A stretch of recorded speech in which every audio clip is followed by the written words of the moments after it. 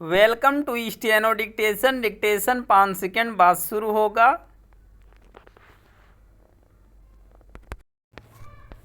Start.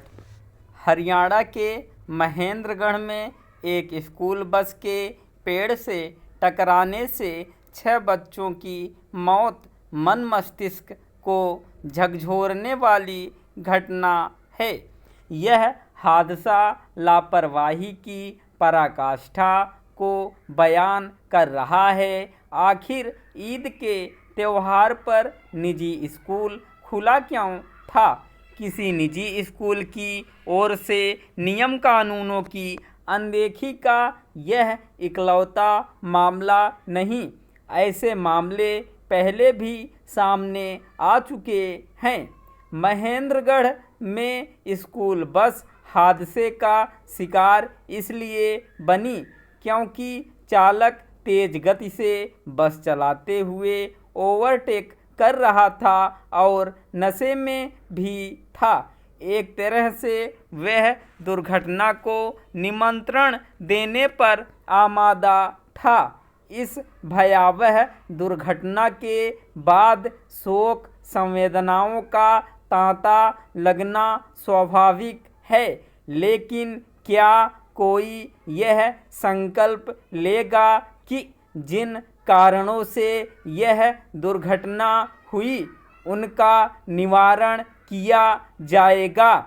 यह प्रश्न इसलिए क्योंकि लापरवाह ड्राइवरों अथवा खटारा बसों के चलते पहले भी स्कूली बच्चों ने जान गंवाई हैं, लेकिन ऐसी व्यवस्था नहीं बन सकी जिससे उनकी जान का जोखिम कम हो सके।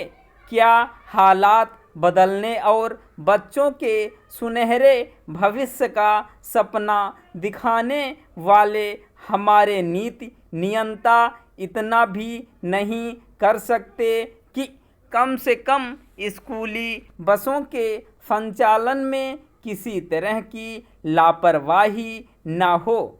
यह प्रश्न नेताओं के साथ नौकरशाहों से भी है, क्योंकि नियमों का पालन कराना उनके ही जिम्मे होता है। आखिर वे कभी कठोर दंड का भागीदार क्यों नहीं बनते? इसका कोई विशेष अर्थ नहीं कि महेंद्रगढ़ में दिल दहलाने वाले हादसे के बाद हरियाणा सरकार ने परिवहन विभाग के सहायक सचिव को निलंबित कर दिया और अतिरिक्त परिवहन आयुक्त को दुर्घटना की जांच सौंपने के साथ यह भी घोषणा कर दी कि प्रदेश भर के स्कूली वाहनों की फिटनेस की जांच होगी। आखिर इसकी चिंता पहले भी तो की जा सकती थी कि स्कूली बसों का रखरखाव और उनका संचालन सही तरह से हो रहा है या नहीं।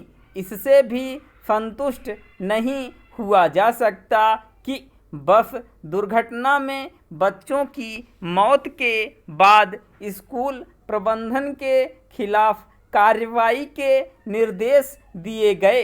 प्रश्न है कि इसके पहले कोई यह देखने वाला क्यों नहीं था कि निजी स्कूल छुट्टी के दिन बंद रहते या नहीं?